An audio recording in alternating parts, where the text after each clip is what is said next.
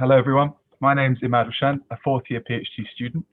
This presentation is on work conducted within my project on the impact of viscoelasticity on wind turbine blade leading edge protection, working in collaboration with the Offshore Renewable Energy Catapult, with my supervisory team, Dr. Kirsten Dyer, Professor Ian Hamilton and Dr. Carwyn Ward. Leading edge erosion is the degradation of the aerodynamic profile of turbine blades, reducing their aerodynamic performance and as a result, reducing the energy they can capture, ultimately making wind energy more expensive. This has become a prevalent issue in blades used in offshore wind turbines, where blade lengths are reaching 107 meters with high tip speeds.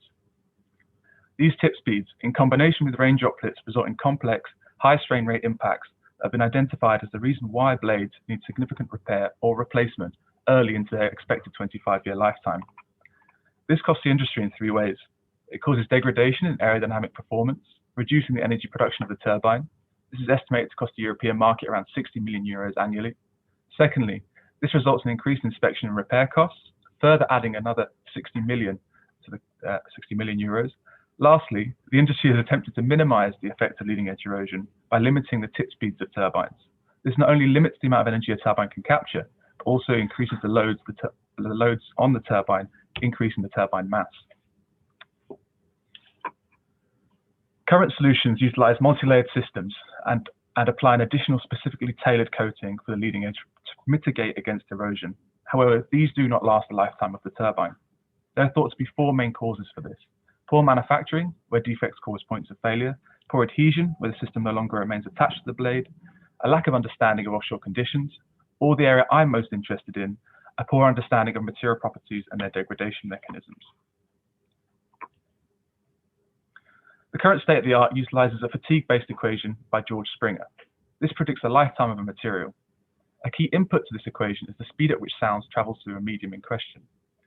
At a particle level, this measures how stiff the bonds that hold the material together are. The current standard for obtaining this utilizes a pulse echo technique to calculate the speed of sound. However, modern materials used as protection solutions have tended towards softer, polymeric materials with greater viscoelastic characteristics.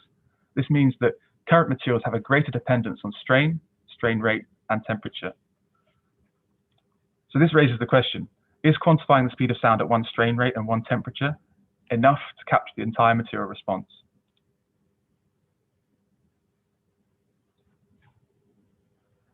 Here I present a novel alternative method to quantify the change by using dynamic mechanical analysis as a way to predict the speed of sound as a function of strain rate. The left graph shows DMA data. We're able to measure the elastic and viscous characteristics of a material over a range of strain rates and temperatures. By utilizing the time-temperature superposition method, we're also able to explore material behaviors at higher strain rates outside the working range of the instrument at the rates relevant to droplet impact. By using this data, we're able to predict the speed of sound values at different strain rates, as seen on the graph on the right. The current standard, using the acoustic method, is shown by the point in red. This predicts a single value irrespective of the strain rate, whereas the new DMA method, in blue, captures the change in material behavior as a function of strain rate.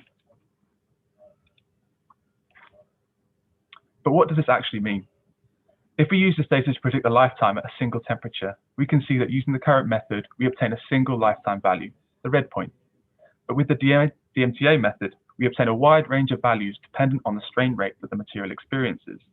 In this case, the lifetime of the material could be anywhere between 22% higher or 5% lower, depending on the strain rate experienced by the coating system. In summary, leading edge erosion is one of the biggest problems the offshore wind industry needs to overcome. Modern coating solutions are viscoelastic and these effects are not considered.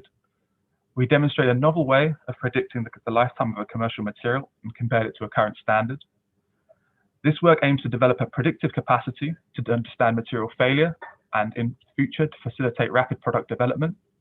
And it's a very quick presentation, so please stop by my presentation and we can discuss it further if you want to find out a little bit more.